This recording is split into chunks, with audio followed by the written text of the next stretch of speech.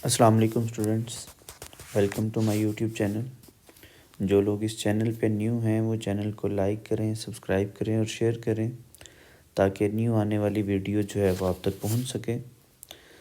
आज जो हम स्टार्ट करने वाले हैं वो है chapter number 15 first year federal board chemistry new edition जो आपकी बुक इस साल स्टार्ट हुई है उसके हवाले से हम डिस्कशन करेंगे।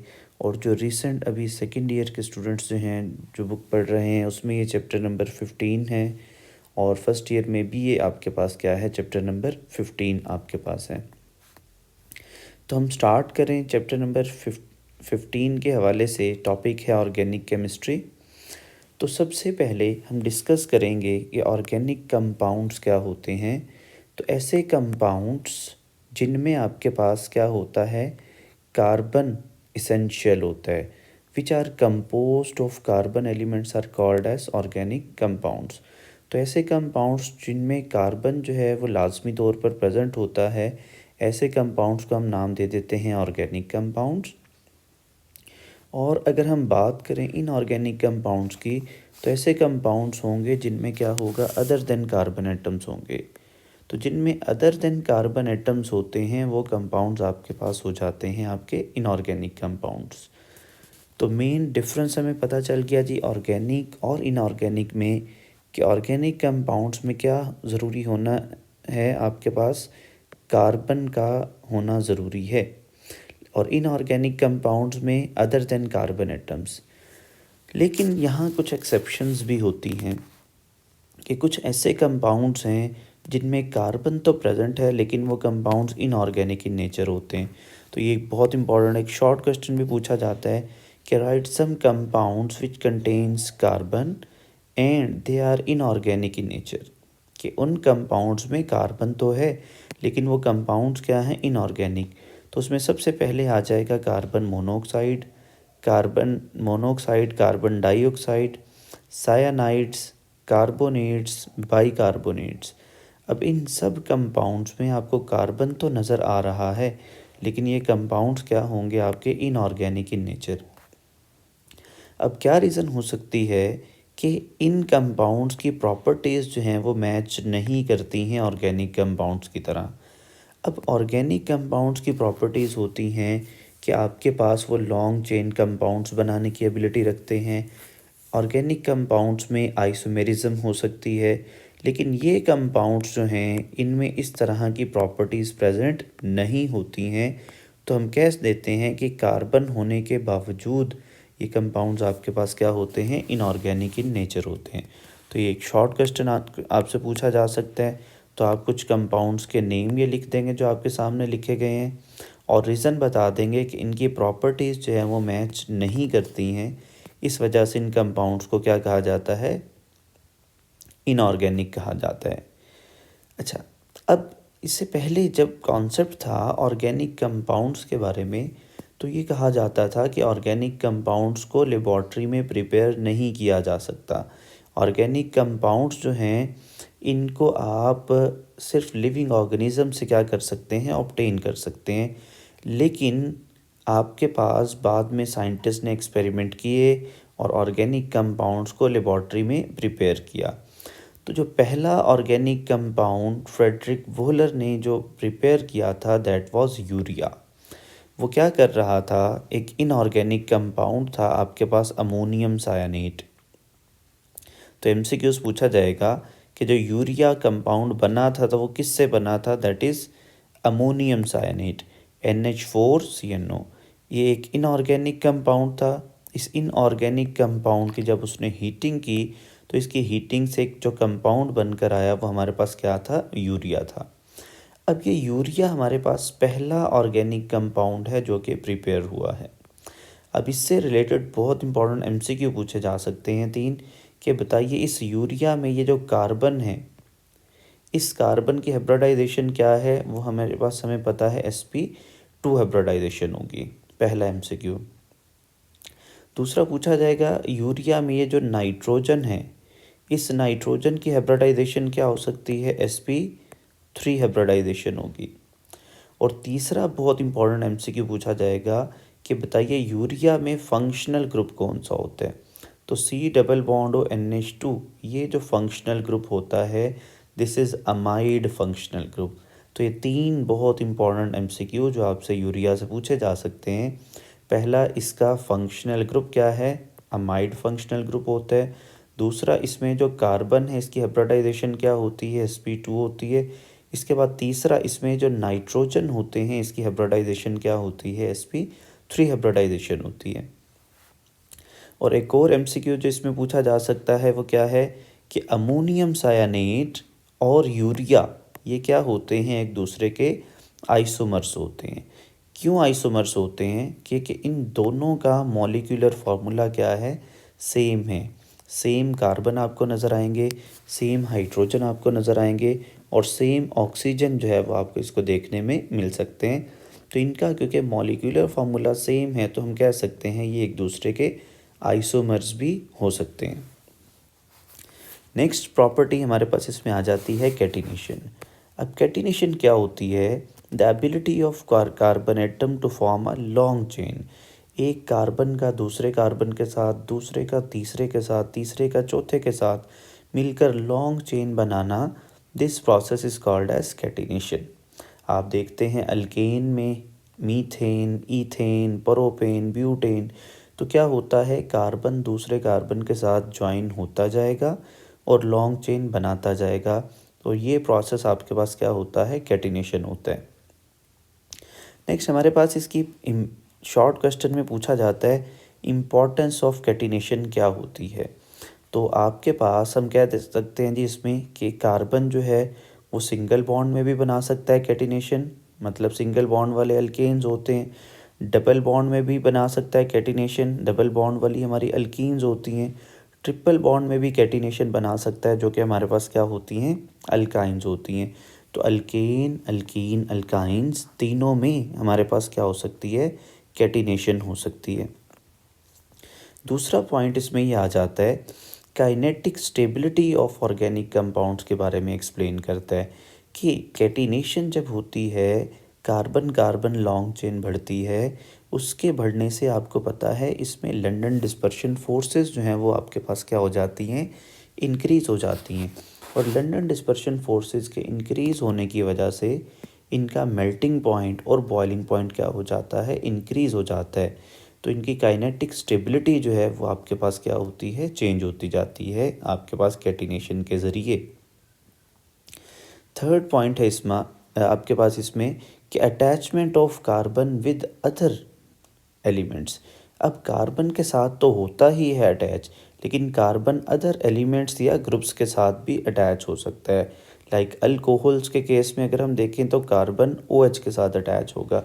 अल्काइल हैलाइड के केस में देखें तो कार्बन जो है वो हेलोजन के साथ अटैच होगा। तो ये तीन पॉइंट्स आपके पास short question point of view से आपने इस कैटिनेशन में लिख देने हैं।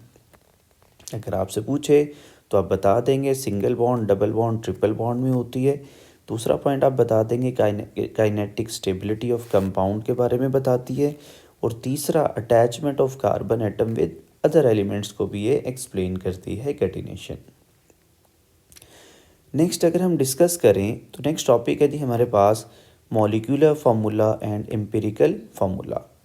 सबसे पहले हम इनको डिफ़ाइन करके देख लेते हैं कि what is molecular formula and what is empirical formula. तो मॉलिक्यूलर फार्मूला क्या है, it tells about actual number of atoms present in molecule और अ कंपाउंड। अब देखिए ये आपके पास C6H6 ये फार्मूला होता है बेंजीन का। तो बेंजीन में हमें पता है 6 कार्बन है और 6 क्या है, हाइड्रोजन है। तो आपके पास ये बेंजीन की एक्चुअल रेशियो हमारे पास क्या आ जाती है, 6:6 आ जाती है। तो ये बेंजीन का क्या होगा, मॉलिक्यूलर फार्मूला। नेक्स्ट अगर हम बात करें तो हमारे पास क्या है कि ये आपके पास आ जाता है ग्लूकोज C6H12O6। अब इसके बारे में अगर हम बात करें तो इसमें 6 कार्बन है, 12 हाइड्रोजन है और 6 क्या है, ऑक्सीजन है। तो इसमें एक्चुअल एटम्स की रेशियो है 6:12:6। तो ये इसका मॉलिक्यूलर फार्मूला होगा C6H12O6। इसी तरह तीसरी एग्जांपल अगर मैं आपको बताऊं, ये क्या है H2O2। इसमें जो एक्चुअल रेशो है 2 हाइड्रोजन है और 2 क्या है ऑक्सीजन एटम्स है। तो इसमें जो एटम्स की रेशो है वो क्या है 2:2। तो मॉलिक्यूलर फार्मूला क्या है जो हमें एक्चुअल नंबर ऑफ एटम्स बता रहा है कि बेंजीन में 6 कार्बन 6 हाइड्रोजन है, ग्लूकोज में 6 कार्बन 12 हाइड्रोजन 6 ऑक्सीजन है, H2O2 में 2 हाइड्रोजन और 2 क्या है ऑक्सीजन है। तो जो एक्चुअल नंबर ऑफ एटम्स के बारे में बताएगा वो क्या होगा मॉलिक्यूलर फार्मूला। और एम्पिरिकल फार्मूला की बात अगर की जाए तो एम्पिरिकल फार्मूला हमें क्या बताएगा, सिंपलेस्ट होल नंबर रेशो बताता है। इस चीज़ को देखते हैं कि लाइक एक्चुअल रेशो तो हमारे पास इस बेंजीन में हमने कहा था 6:6 है, लेकिन अब अगर इसको सिंप्लीफाई करके देखें तो रेशो क्या बन जाएगी, आपके पास 1:1 बन जाएगी। तो सिंपलेस्ट रेशो में हमारे पास जो फार्मूला आया वो क्या है CH आया। तो आपके पास क्या बन गया 1:1। इसकी अगर हम सिंपलेस्ट रेशो को देखें तो ये क्या बनेगा 1:2:1। तो ग्लूकोज का एम्पिरिकल फार्मूला क्या हो जाएगा CH2O बन जाएगा। इसको अगर हम देखें H2O2, इसकी सिंपलेस्ट रेशो क्या बन जाएगी 1:1। तो H2O2 का एम्पिरिकल फार्मूला क्या बन जाएगा HO बन जाता है। तो इस तरह से हम इसके बारे में एक्सप्लेन कर सकते हैं कि एम्पिरिकल फार्मूला क्या होता है, सिंपलेस्ट रेशो होती है। एक और एग्जांपल है यहाँ पर जी C2H2, this is ethyne. Actual atoms की रेशो क्या है 2:2, लेकिन जो सिंपलेस्ट रेशो बनेगी वो क्या बनेगी 1:1। तो ये इसका आपके पास बन गया एम्पिरिकल फार्मूला, ये इसका क्या बन गया आपके पास मॉलिक्यूलर फार्मूला। अब कुछ कंपाउंड्स ऐसे भी होते हैं जिसके लिए आपके पास n की वैल्यू क्या होती है 1 होती है।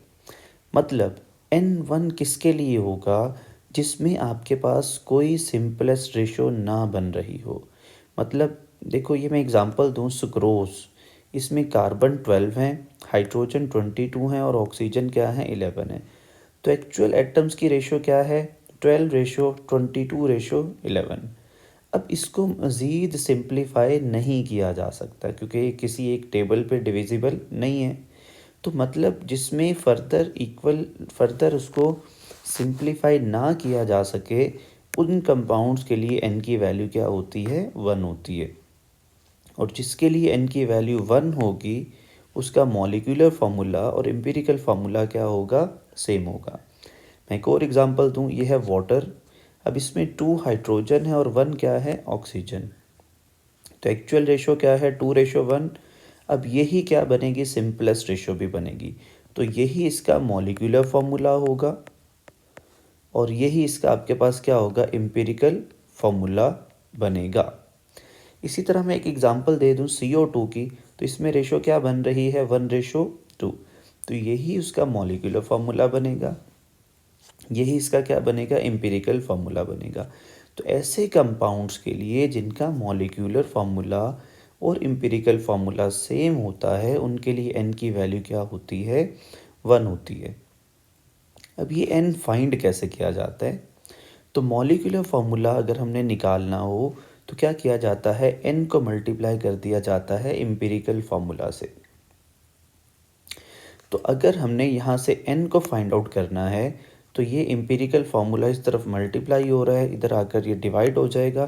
तो n की वैल्यू हमारे पास कैसे आएगी, molecular formula mass upon empirical formula mass.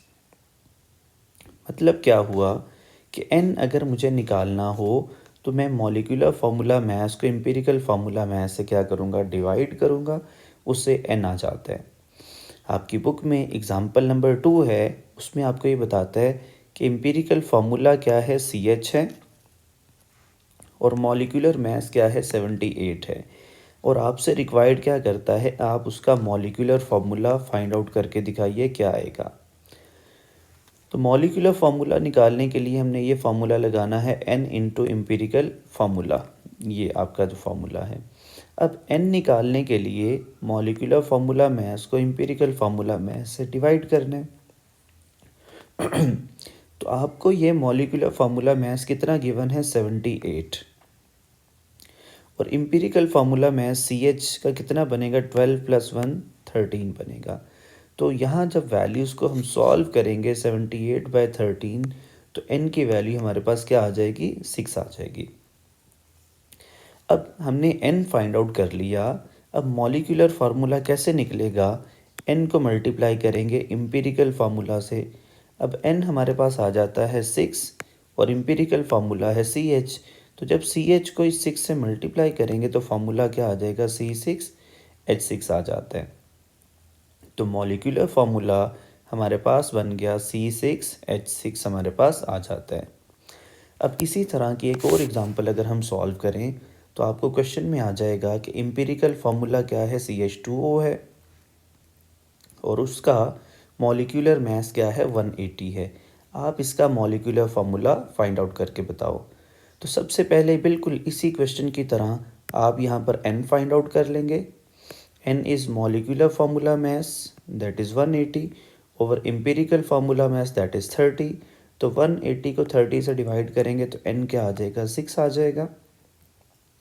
और इस 6 को इस एम्पिरिकल फार्मूला से मल्टीप्लाई कर देंगे तो आपके पास मॉलिक्यूलर फार्मूला आ जाएगा दैट इज़ C6H12O6 हमारे पास फार्मूला बन जाता है। तो ये एम्पिरिकल और मॉलिक्यूलर फार्मूला का कॉन्सेप्ट आपने सीख लिया है, किस तरह से आप इसमें बता सकते हैं। नेक्स्ट हमारे पास स्ट्रक्चरल फार्मूला क्या होते हैं, जिसमें हमारे पास कंडेंस्ड फार्मूला आ जाता है, फुल स्ट्रक्चर फार्मूला आ जाता है और स्केलेटल फार्मूला को एक्सप्लेन करना है। इसमें 2-3 एग्जांपल से हमें बातें समझ आ जाएंगी कि मेरे पास एक पहली एग्जांपल है जी C4H10 दैट इज़ ब्यूटेन। ये क्या है, ब्यूटेन। अब ब्यूटेन में 4 कार्बन होते हैं, तो CH3 CH2 CH2 CH3। तो आपके पास ये आपका कंडेंस्ड फार्मूला आ गया ब्यूटेन का, जिसमें 4 कार्बन हैं और आपके 10 क्या हैं, हाइड्रोजन है। अब इसको अगर मुझे स्ट्रक्चर की फॉर्म में लिखना है तो मैंने सबसे पहले 4 कार्बन ड्रॉ कर लेने हैं, 1 2 3 4। और इन 4 कार्बन के साथ मैंने 10 हाइड्रोजन जो है वो पूरे कर देने हैं। अब निशानी ये है, आपके पास कार्बन के 4 से ज़्यादा बॉन्ड नहीं बनने चाहिए। तो आपने जहाँ जहाँ पर जितने बॉन्ड्स रिक्वायर्ड हैं कार्बन को, आपने कार्बन के साथ उतने हाइड्रोजन जो है वो अटैच कर देने हैं। तो आपका ये फार्मूला बन जाता है। पहले आपने कार्बन ड्रॉ कर लिए। अब मैंने इस कार्बन को जब देखा था तो सिर्फ एक बॉन्ड था, अभी 3 बॉन्ड रहते थे तो मैंने इसके साथ देखो 3 हाइड्रोजन जो है वो अटैच कर दिए, 1 2 और 3।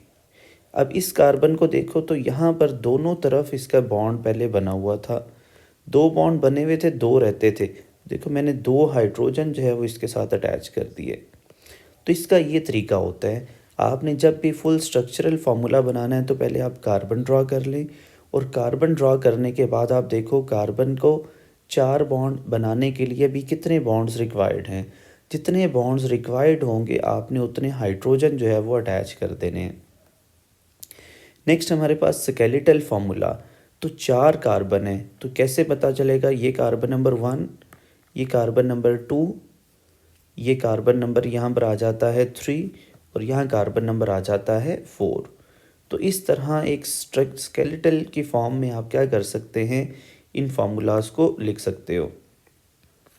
अब पेंटेन की बात कर लें, C5H12 है तो 5 कार्बन आपने ड्रॉ कर दिए, तो ये इस तरह ये कंडेंस्ड फॉर्म में लिख देंगे। फुल स्ट्रक्चर की फॉर्म में लिखना है तो 5 कार्बन ड्रॉ करें, 1 2 3 4 5। और जैसे पहले बताया, आप इनके साथ हाइड्रोजन लगाकर कार्बन की वैलेंसी को आप क्या करेंगे, पूरा करेंगे। और स्ट्रक्चर की फॉर्म में, स्केलेटल की फॉर्म में जब आपने लिखना है तो 1 2 3 4 और ये 5 आपके पास कार्बन बन जाते हैं। तो एक इसका फार्मूला बन जाएगा दैट इज़ पेंटेन का फार्मूला जो है ये हमारे पाच बन जाता है। नेक्स्ट हमारे पास फार्मूला आ जाता है 2 प्रोपानोल। मतलब एक अल्कोहल है जिसमें आपके पास सेकंड कार्बन पर OH लगा हुआ है। तो कंडेंस्ड फॉर्म में जब मैंने लिखना है तो CH3 CH CH3 और मैंने OH जो है देखो लिखा है सेंटर में। इसका मतलब ये है कि OH जो है ये सेकंड कार्बन के साथ अटैच है।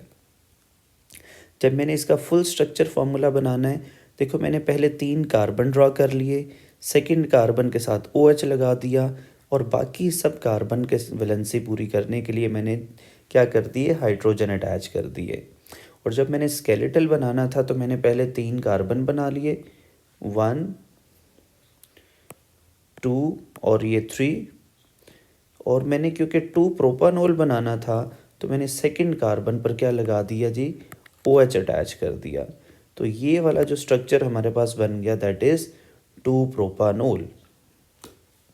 तो यहाँ तक हमारे पास लेक्चर नंबर 1 है, जिसमें हमने स्टार्ट में डिस्कशन की है, इंट्रोडक्शन क्या होता है इसका, एम्पिरिकल फार्मूला क्या है, मॉलिक्यूलर फार्मूला क्या है, n की वैल्यू कैसे निकाली जा सकती है, n की वैल्यू 1 जो है वो किन कंपाउंड्स के लिए हो सकती है, और इससे रिलेटेड एग्जांपल आपको किस तरह से सॉल्व करनी है, ये मैंने 2 एग्जांपल्स आपको सॉल्व करवा दी हैं।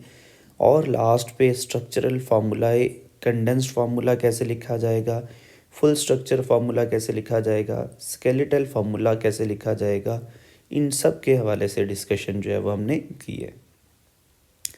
कोई क्वेश्चन होगा आपका, कोई कहीं पर आपको कोई कन्फ्यूजन हो रही है तो आपने कमेंट्स में लाजमी क्वेश्चंस पूछने हैं, आपने लेक्चर का फीडबैक आपने लाजमी देना है, और इस चैनल को लाइक, सब्सक्राइब और शेयर आपने लाजमी करना है अपने फ्रेंड्स के साथ, ताकि सबको जो है इस लेक्चर्स के बारे में पता चल सके और सब जो है इसका फ़ायदा उठा सकें। अपना बहुत सारा ख्याल रखिएगा। अल्लाह हाफिज़।